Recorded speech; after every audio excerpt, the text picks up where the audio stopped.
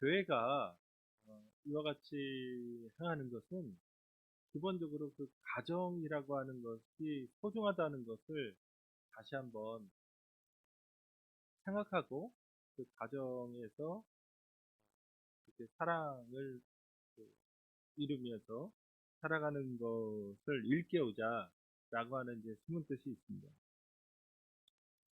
사실 이제 창세기 1, 2장을 보면 죄가 없죠.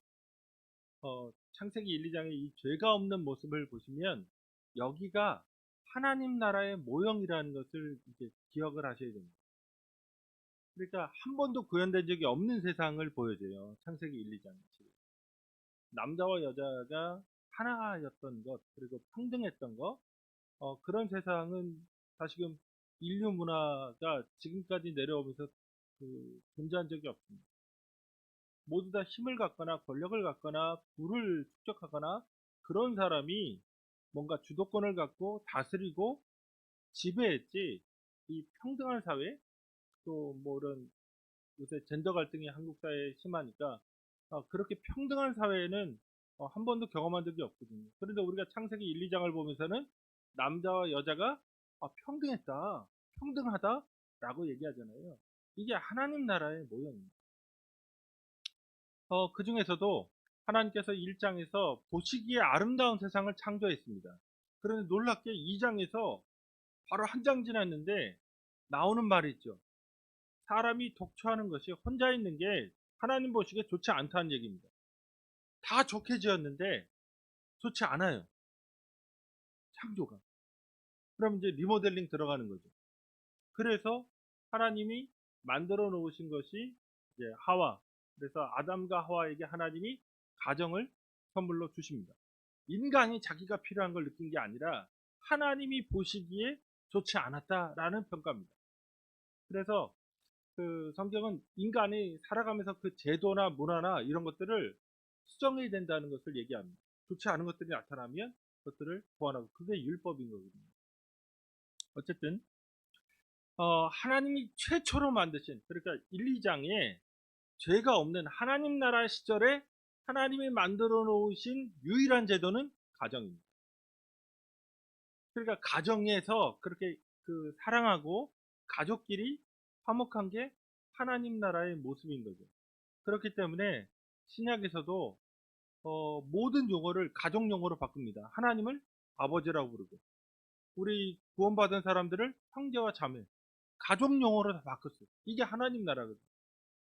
그러니까 거대한 가족에 대해서 서로 사랑으로 섬기고 이해하고 용납하고 하나 되는 거예요. 그러니까 사실은 가정이 얼마나 중요하냐, 이게 하나님 나라의 모습을 가장 잘 표현하는 하나님이 허락하신 선물입니다. 근데 그 가정의 중심에 부부가 있죠. 왜냐면 그 뉴클리어 패밀리, 그러니까 핵가족이죠.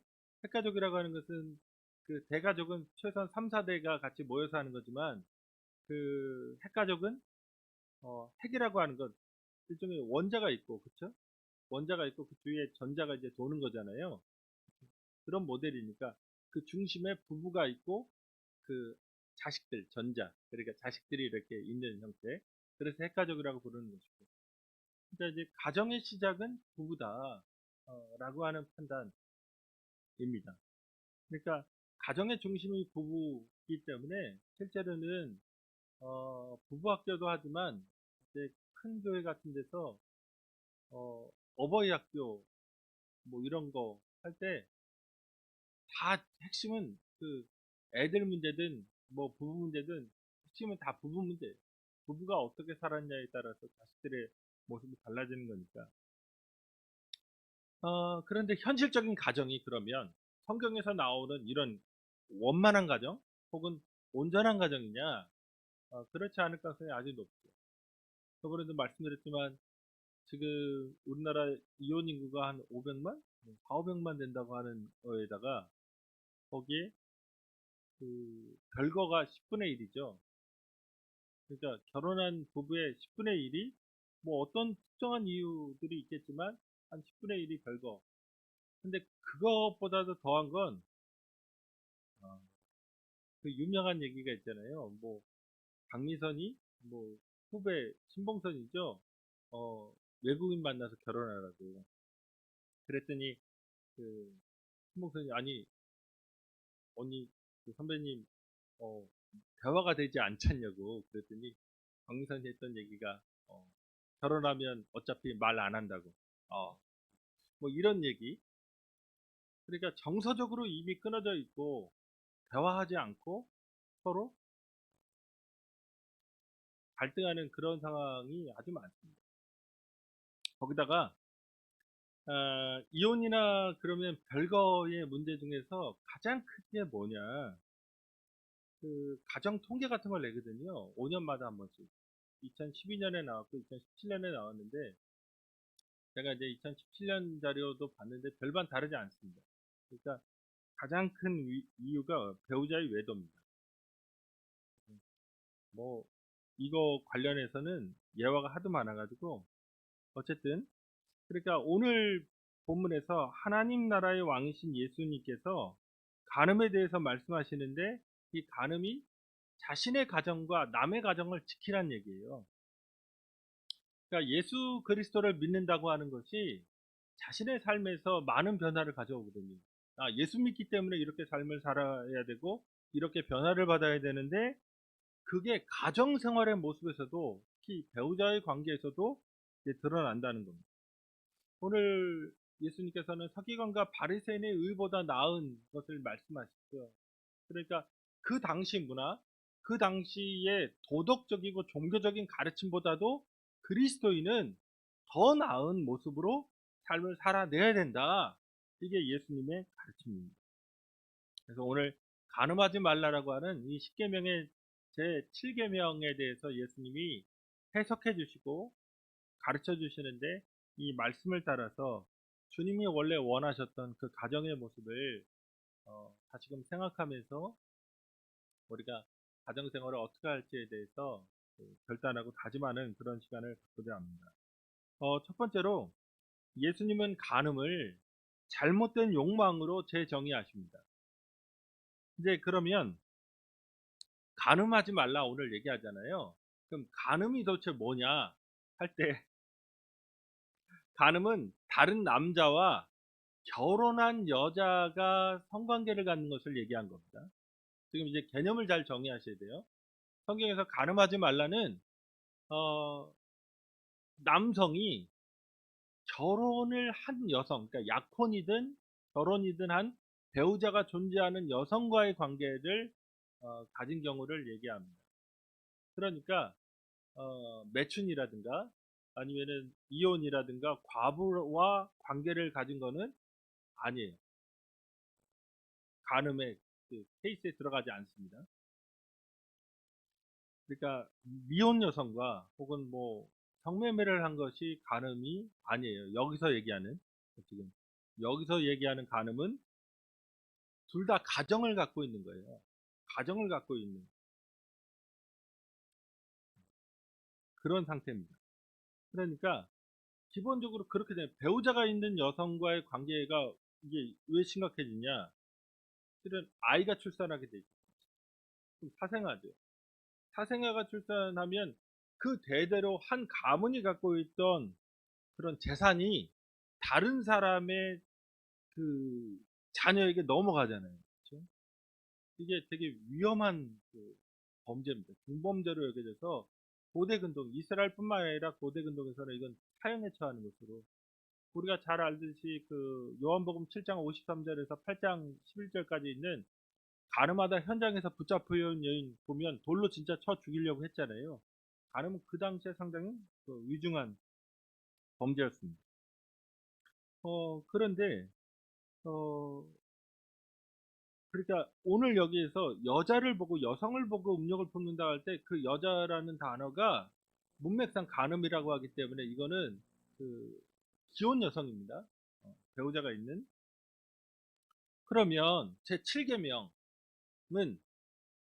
실제로 그런 사건이 발생해야 죽이는 거예요. 처벌합니다. 실제로. 바리새인과 서기관도 그렇게 가르친 거예요. 그러니까 남자들이 무슨 뭐 농담을 하든 뭘 어떻게 하든 상관이 없어요. 실제로 그와 같은 일을 어, 행해야만 이제 처벌이 들어갑니다. 그런데 예수님께서는 다른 사람의 아내를 욕망 어린 눈으로 바라보는 것, 그것 자체가 이미 간음한 것이라고 말씀하십니다.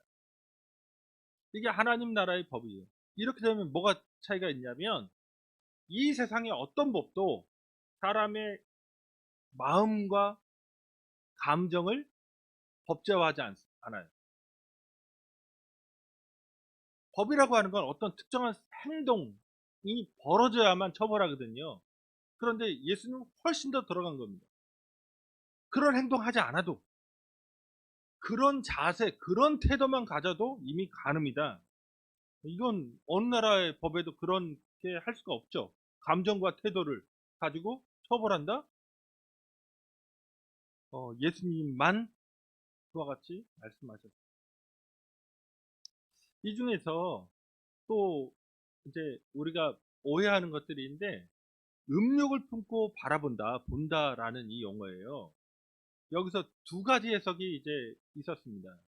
한 가지 해석은 쳐다본 결과, 그냥 아무 생각이 없었어요. 남성이 아무 생각이 없었는데 자주 보다 보니까 음욕을 품게 됐다. 또 다른 하나는 아예 인간이 그냥 음욕을 품고 바라본 겁니다. 처음부터 마음이 이미 의도적으로 그렇게 접근하고 바라본 거예요. 이게 그 전자, 그러니까 쳐다봤기 때문에 이렇게 뭔가 마음이, 성욕이 생겼다라고 하는 해석이 초대교회에서 널리 이제 퍼진 해석이었습니다. 그러니까 어떤 사람이 다른 사람의 아내를 보고 그렇게 있다가 성적으로 매력적이라고 느끼게 되고 성적인 욕망을 갖게 되고 실제로 간음까지 이어지게 된다. 뭐 그런 거예요. 그러니까 여기서는 여자가 위험하다. 여자 조심해라. 이런 말이에요. 여자 조심해라. 어, 여기에는 아주 그 교묘한 전략이 숨어 있습니다. 뭐냐면 이렇게 되면 여자가 위험한 존재거든요. 파무파탈. 그러니까 옷 조심해야 돼. 그러니까 성폭행을 당한 여자가 민지스커트를 입었기 때문에 성폭행 당한 거다. 네가 옷을 조신하게 입었으면 그런 일을 안 당한다. 말하자면 만취한 여성이 택시 기사들에게 지금 뭐 윤관당한 사건이 나왔잖아요. 어제 기사에. 의도적으로 택시 기사들이 이제 또 20대 여성이 그 완전히 만취니까 연락한 거예요. 그래가지고 집에 데리고 와서 3명이 뭐 이렇게 강간한 사건이 발생한 거예요. 아니 그러면 여자가 꽐라가 됐으니까 여자의 책임이냐. 지금 그러니까 남자는 보는 게 취약하니까 여자가 조신하게 옷을 입고 조신하게 행동을 해야 된다. 그래서 어떤 몸매를 그 강조한다거나 특정 부위를 드러내는 옷이 그 남성으로 하여금 이런 것들을 오히려 유발해서 그런 사건이 벌어졌다. 이렇게 이제 가르치는 거예요. 그러니까 오히려 여자가 위험하다. 뭐 이런 쪽으로. 그런데 이렇게 쳐다본 결과가 그래서 그녀를 욕망하게 만들었다는 해석은 문제가 있습니다. 왜냐하면 예수님께서 오늘 본문에서 마음에라고 하는 표현을 썼거든요. 이미 마음 먹고 간 거예요. 그러니까 지금 쳐다봤기 때문에 그렇게 된 게 아니라 이미 마음에 이미 음란함이 그 의도가 가득 있는 겁니다. 그러니까 어쩔 수 없이 쳐다보다 보니까 그렇게 생각이 든 게 아니라 이미 그런 생각 속에서 사물을 대하고 있는 거죠. 예수님께서는 그래서 다른 사람의 아내를 어, 의도적으로 그런 성욕을 가지고 바라보는 것 자체를 이미 간음이라고 말씀하십니다. 그러면서 간음하지 말라라고 하는 말씀을 계명을 어긴 거라는 거예요. 지금 아까 간음을 정의했잖아요. 결혼한 남성이 그러니까 약혼하거나 결혼한 배우자가 있는 여성을 그와 관계를 하는 건데 이렇게 되면 어떻게 되느냐? 결혼한 남성은 뭘 깨뜨리는 거죠? 자기 자신의 가정을 깨뜨리는 겁니다. 그 다음에 결혼한 여성은요. 그러니까 남성은 다른 사람의 가정을 깨뜨리는 거죠. 결혼한 여성은 자기 가정을 깨뜨리는 겁니다. 그러니까 어쨌든 자기 가정과 남의 가정이 다 깨지게 돼 있는 거죠. 이런 경우에 대해서 유대교는 사건이 발생하면, 그러니까 서기관과 바리새인은 사건 발생하면 그렇게 처벌했다면, 예수님은 이미 그 삶의 태도, 사람을 대하는 태도에 있어서 그거 같은 건 되지 않는다. 내면의 태도, 내면의 문제를 지적하신 겁니다. 행위에만 맞추는 초점을 맞춰 아주 협소한 해석이 아니라 삶 전체에 다른 사람을 대하는, 특히 다른 사람의 가정의 배우자를 대하는 그 태도에 대해서 말씀하신 거예요. 여기서 예수님이 계속적으로 십계명도 마찬가지고 이게 남성 단수형으로 명령하세요. 남성이 문제라는 거예요. 지금 아까 말씀드렸잖아요. 옷 입은 여자가 문제다. 여자가 조심했어야지. 여자가 꼬리쳤겠지. 뭐 이런 식의 태도잖아요. 예수님은 절대 그런 생각하시는 게 아닙니다. 그런든 말든 남자인 너는, 제자인 너는 그렇게 살면 안 된다라고 말씀하십니다. 예수님 말씀하시는 것은 삶의 방향성과 의도에 대해서 다시금 우리가 그 재설정해야 되고, 다른 사람의 배우자를 대할 때 자신의 가정을 소중하게 여기고 다른 사람의 가정을 소중하게 여기는 태도로 대해야 된다는 겁니다. 자, 그러니까 예수님은 우리의 감정과 생각마저도 온전해야 된다라고 아주 철저하게 말씀하셨다는 거고요. 두 번째로 예수님은 우리에게 성적으로 온전하라고 축구하십니다. 간음이 어떤 남성이 다른 사람의 아내와 성적인 관계를 갖는 것이라고 말씀을 드렸습니다. 그래서 간음 사건에서 구약에도 보면 레위기 20장 10절, 신명기 22장 22절인데 여기서 이제 그 붙잡히다, 현장에서 붙잡혔다 그러면 죽여라, 반드시 죽여라 라는 구절이 나와요. 돌로 쳐 죽이는 거죠. 그러니까 예수님은 그런데 이 사건을 실족하다는 표현을 썼어요. 오늘 본문에서 실족하다. 이 실족하다가 걸려 넘어지는 거죠.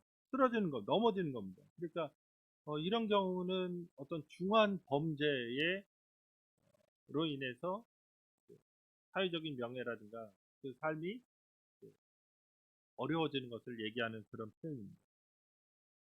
어쨌든 예수님께서는 여기에서 막 손 자르라고 그러고 눈 뽑으라고 그러죠. 그렇죠?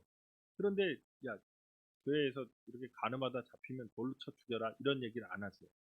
그러니까 여기서 말씀하시는 것은 기본적으로 처벌은 없어요. 네가 알아서 자르라는 거잖아요. 그렇죠? 다른 사람 보고 야, 현장에서 붙잡았으면 걔 죽여야 돼 이런 얘기지거든요, 율법은. 그런데 오늘 예수님이 말씀하시는 거는 그게 아니라 네가 너를 잘 알지 않냐? 그러니까 네 눈 뽑고 손 잘라 이런 얘기로 가신 겁니다. 그러면서 이게 경고예요. 29절 30절의 말씀을 들어보면 만일 내 오른눈이 너로 실족하게 하거든 떼어내버리라. 내 백체 중 하나가 없어지고 온몸이 지옥에 던져지지 않는 것이 유익하며 또한 만일 내 오른손이 너로 실족하게 하거든 찍어내버리라. 내 백체 중 하나가 없어지고 온몸이 지옥에 던져지지 않는 것이 유익하니라. 그러니까 실제적인 처벌에 대해서는 예수님이 말씀하신 게 아니라 네가 조심해서 진짜 네 눈 뽑고 네 손 잘라라. 이런 거를 말씀하신 거죠. 그런데 잘 생각해 보세요. 아니, 성관계를 할 때 눈으로 하나요? 실제로는 그 성기라는 게 존재하는 거거든요. 그런데 지금 왜 눈과 손을 자르라고 할까요? 이게 기본적으로 어, 보는 것에서 시작한다는 것, 개념. 그 다음에 또 하나 잡으려고 하는 거예요. 붙잡고 만지려고 하는 것으로 또 시작합니다. 그러니까 애당초 거기서부터 잘라내야 돼요. 보는 것부터 잘못된 거고 붙잡고 만지려고 하는 것부터 잘못된 거다라는 겁니다. 특히 또 여기서 오른눈이고 오른손이에요. 왜 오른쪽을 빼라고 할까요? 왼쪽은 안 될까요? 왜 오른손일까? 그 당시 사회가 오른쪽을 귀하게 여기는 거죠. 오른쪽. 구약에도 오른눈을 빼는 것이 나오고 또 오른손. 또 현대에도 오른손잡이가 뭐 힘? 말하자 뭐 우측, 오른팔이다 뭐 이런 게 나오죠. 그러니까 중요한 것, 너에게 있어서 귀중한 것을 잘라내라는 얘기. 근데 이거를 진짜 만약 그렇게 하면 여기서 이제 우리가 그렇죠? 우리가 다 그러면 교회의 상징이 아마 오른쪽 눈이 없고 오른손이 없는 사람들이 모인 곳일 겁니다. 십자가가 교회 상징이 아니라 교회면 오른눈 없고 오른손 잘린 사람들 만약 실제로 이렇게 하면 이게 예수님의 과장법이죠. 실제로 진짜 오른눈 다 뽑아야 돼요. 다 자르고 예수님이 이렇게 말씀하신 건 정신 차리라는 얘기입니다. 정신 차려라. 그리고 악에 대항하는 이 세상의 방식에 대항하는 우리의 그 태도가 요 정도? 살짝? 아유, 그 정도가 아니라 아주 철저하게 근원부터 해결해라. 신체를 절단한다는 것은 영구적인 거죠. 회복이 안 돼요. 신체 절단은. 제가 가끔 그 신학생들한테도 얘기하는 게 있는데 예수님의 기적 중에 죽은 사람도 살릴 수 있고 뭐 온갖 병은 다 고칠 수 있는데 신체 훼손된 거는 회복이 안 된다. 손발이 잘린 거를 예수님이 이렇게 자라나게 하신 거 기적이 없잖아요. 안진뱅이도 걷게 할 수 있고 죽은 사람도 살릴 수 있지만 신체 훼손은 안 된다. 신체를 잘라낸다는 것은 영구적인 것이고 아주 철저한 겁니다. 그러니까 임시방편적으로 그냥 어떤 악에 대해서 피하지 뭐 이 정도가 아니라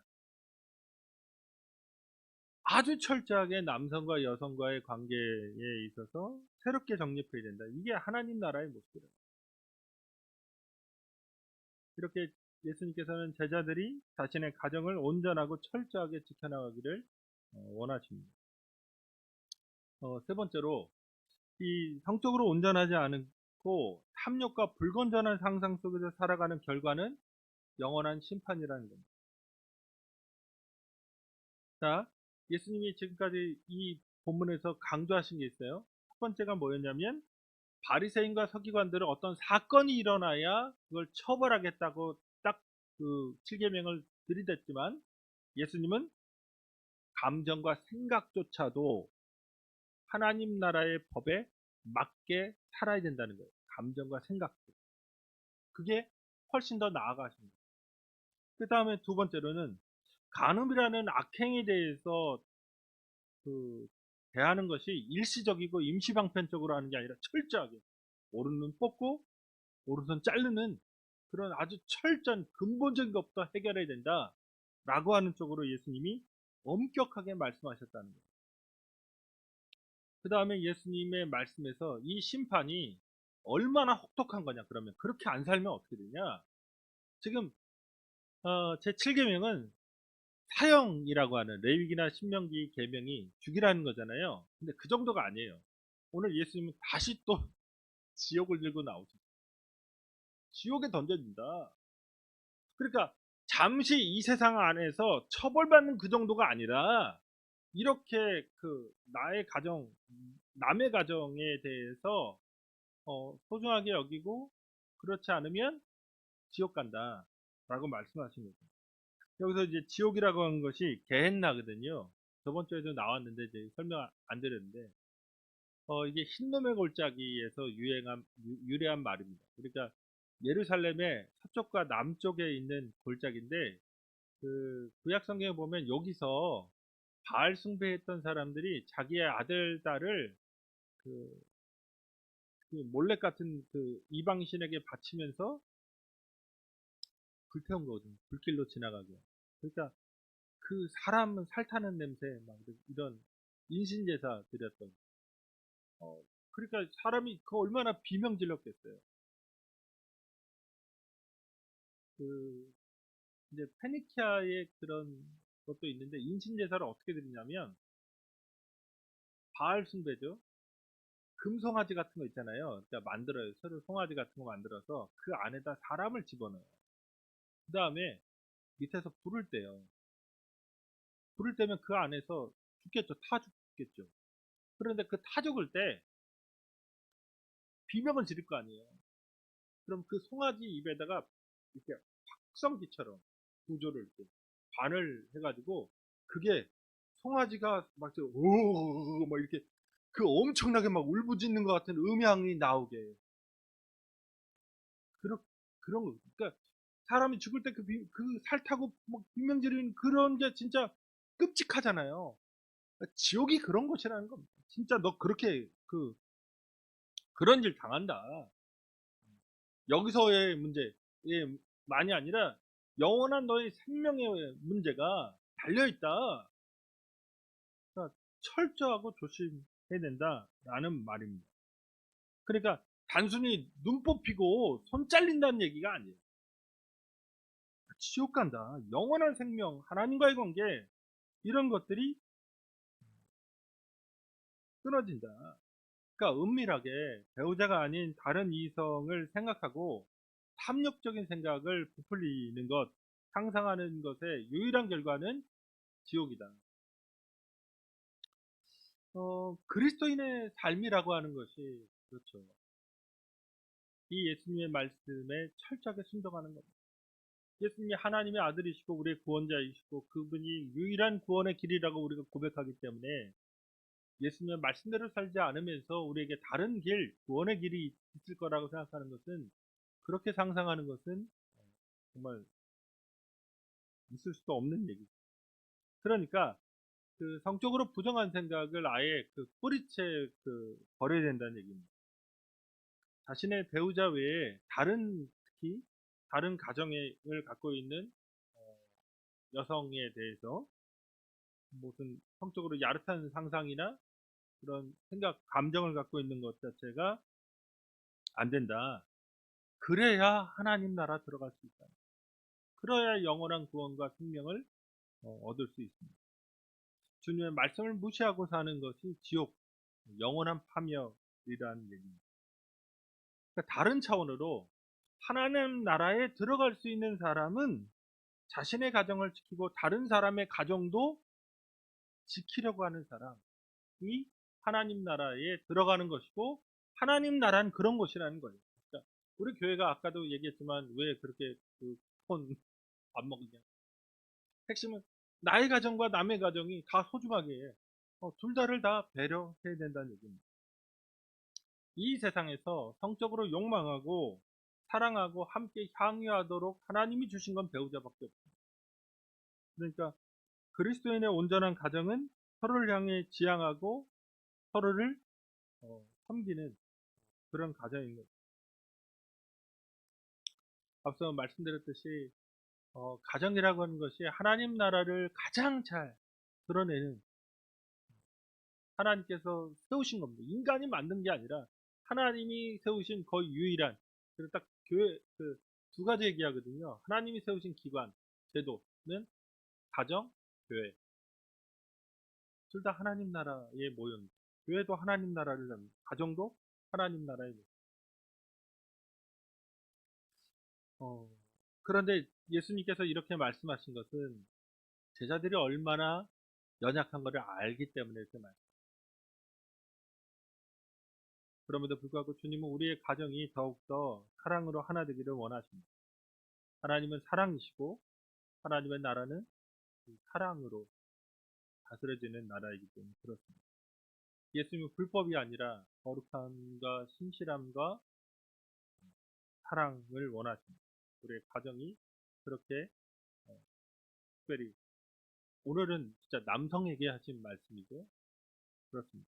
근데 또 한 가지 마지막으로 이제 말씀드리고 싶은 건 이건 2000년 전의 상황이니까 남성이 모든 권한과 재산을 독점하던 시대거든요. 요새는 이혼해도 50대 50이잖아요. 그러니까. 기본적으로 여성도 이제 평등을 어느 정도 누릴 수 있는 사회에서 살기 때문에 어, 동일한 겁니다. 다른 남성에 대해서 욕망하거나 상상하거나 이래서는 안 된다는 거예요. 그러니까 모두가 가정의 소중함을 생각하면서 이제 가정의 달 다음 주면 이제 5월인데 가정을 소중하게 여기고 주님의 말씀에 순종해야겠습니다. 말씀 뵙겠습니다. 가정이 왜곡되고 흔들리는 이 사회 속에서 예수님은 우리에게 간음의 행위만이 아니라 그 의도와 생각과 상상에 대해서도 하지 말라고, 그 잘못된 욕망을 가지지 말라고 경고하십니다. 그리고 그렇게 그러면 살아가면 삶, 불건전한 상상 속에서 살아간다면 하나님 나라에 들어가지 못한다고. 그러니까 철저하게 그 생각부터, 그 의도부터 싹을 잘라내라고, 오른눈을 뽑고 오른손을 자르는 그 마음으로 그렇게 철저하게 주님 앞에 살아가라고 우리에게 촉구하십니다. 이 예수님의 그 가르침을 참뜻을 깨닫고 우리가 가정을 소중하게 여기고 그 가정을 아름답게 지키고 가꾸는, 그래서 주님이 주신 그 영원한 생명의 나라에 온전하게 들어갈 수 있는 우리 모두가 되기를 주님의 이름으로 축원드립니다. 우리 다음 기도하실 때 다시금 우리가 하나님이 그냥 어쩌다 보니까 사는 게 아니라 하나님이 주신 가정이라는 생각으로 우리 가정이 온전하게 사랑의 공동체로 세워질 수 있도록, 특히 우리 자신의 생각과 마음과 배우자를 향한 태도가 온전할 수 있도록 우리 주님 한번 부르고 간절히 기도하시겠습니다.